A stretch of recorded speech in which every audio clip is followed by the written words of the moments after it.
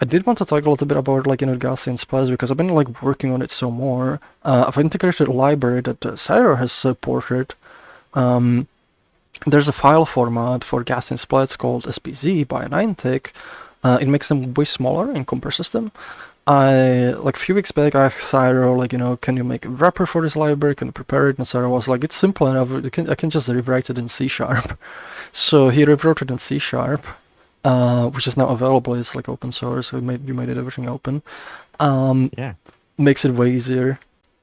And I've already integrated it. Like it works. When you import Gaussian splats, you can even select. If you're not importing them from SPZ, you can choose to recompress them as SPZ, which is going to take way less of your inventory space.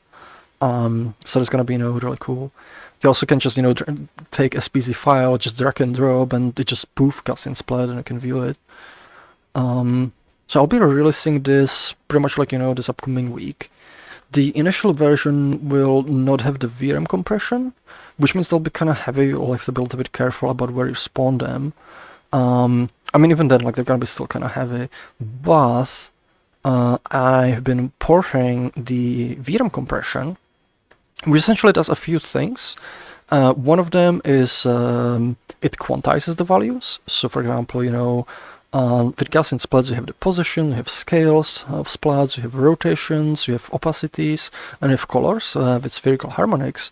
And it takes a lot of data. Like in VRAM, if you just store them as floats, that's something like, I think it's like 260 bytes per splat, which adds up fast. So like for something like 3 million splats, that works out around 700 megabytes of VRAM. Plus you need a few extra buffers for rendering and stuff. So what this does, it essentially the compression, it takes the values, it quantizes them to smaller data types. As part of the quantization, it computes it essentially reorders the splat using something called Morphin reordering, which places splats that are like close to each other, like spatially. It puts them kind of close to each other in the data, and then it computes chunks. So each chunk of Gaussian splats, it computes the minimum and maximum value, because the values that are close to each other tend to be similar. Like for example, if you consider say like this desk, if you have a chunk here, and you have say you take the texture data, it's mostly just shades of brown. Compared to if you take a random spot here and then a random spot on the carpet over there, random spot in water, it's gonna be all different colors. So by placing them together, that tends to exploit that sort of local similarity or local coherency. It then just defines the minimum maximum value, and it quantizes the values, which reduces how much bytes each one takes, and that saves a lot of VRAM.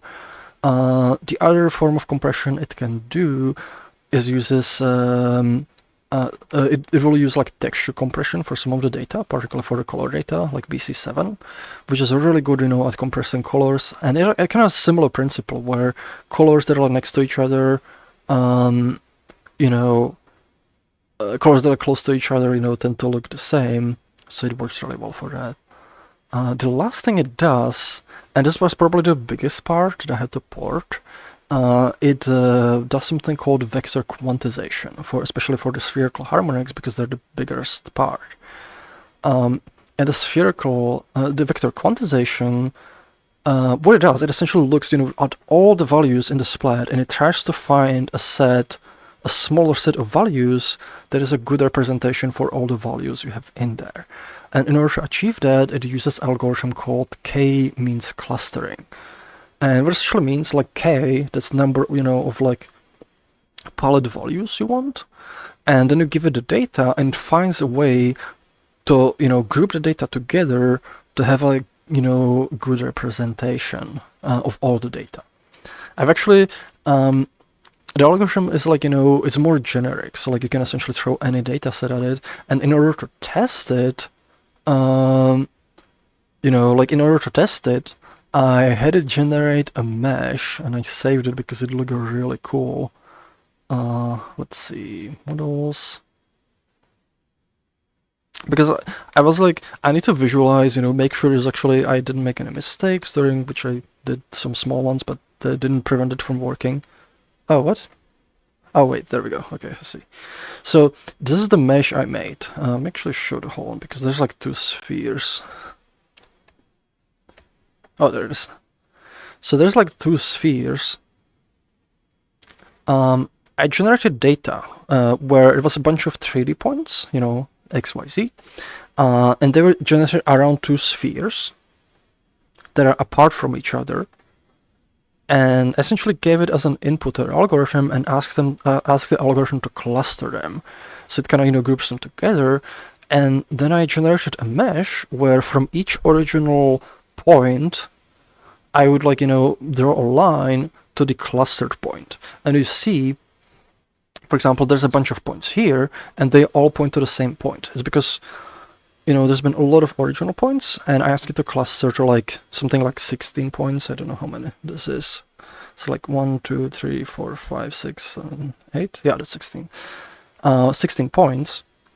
And the algorithm, it'll essentially, figure out which point, like a set of points, which is closest, to your original input points. And you can see, it kind of made this kind of cool shape. It made both of the spheres, there's no lines between these two spheres because they're far apart. So a point that's over here, it wouldn't be a good approximation of point over here, so this is working correctly.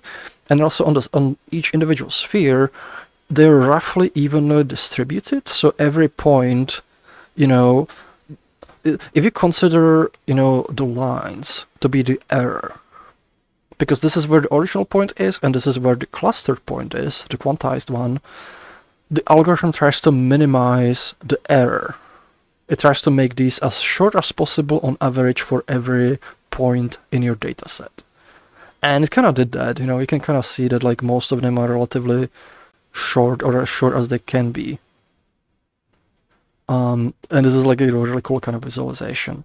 The other way you can also do this, you can actually throw pixel data on it. And if I look in my inventory, I've been just throwing images at it.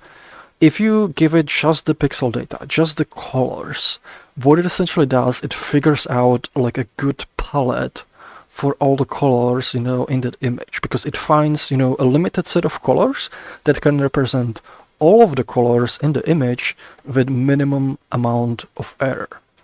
And I've also made it so you can actually say that the position of the pixel also affects the quantization. So if it tries to put pixels that are close together, it tries to cluster them together. And I've been playing around with it, and you can make really neat things. Let me see. I've had a bunch of samples that I want to show you. So over here, so I've just grabbed a bunch of images and stuff, and I've been toying with the values too. So actually, I don't think I have the original here. This one's already clustered, but it's not strongly clustered. So I got an image like this. I just grabbed it, online, and you can see this is it has a really nice colors to it. This is already quantized a bit. You can see there's some gradients, but then I told the algorithm to put a greater weight on the spatial position and essentially quantize it some more, reduce it more. And look what it did.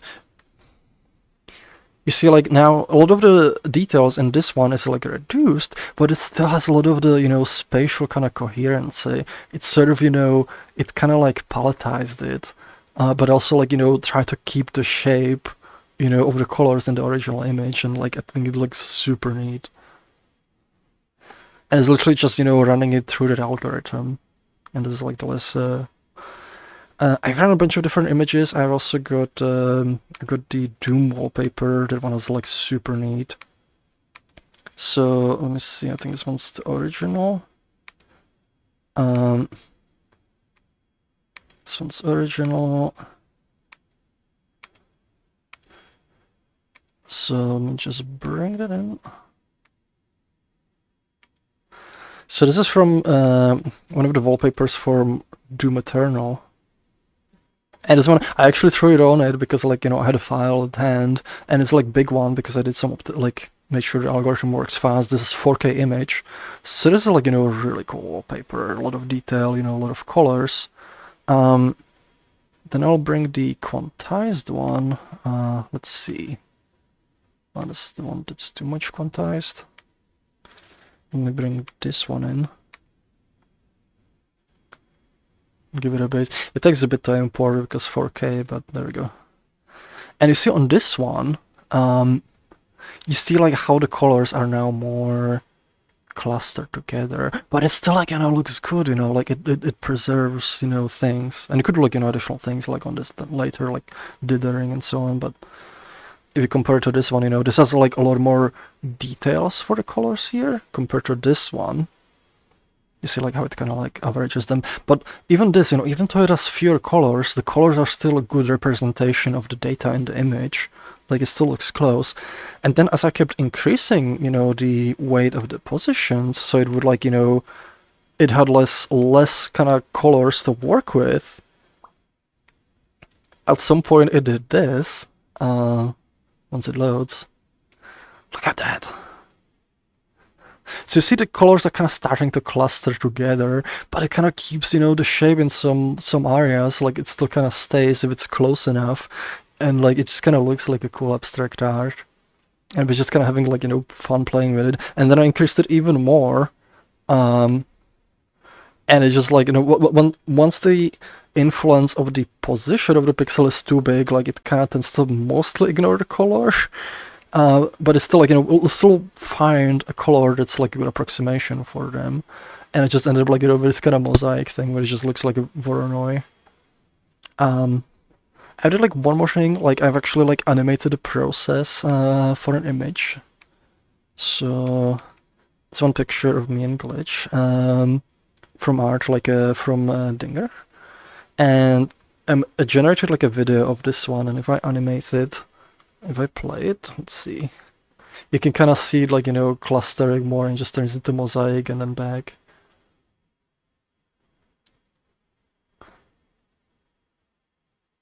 I found it like super neat.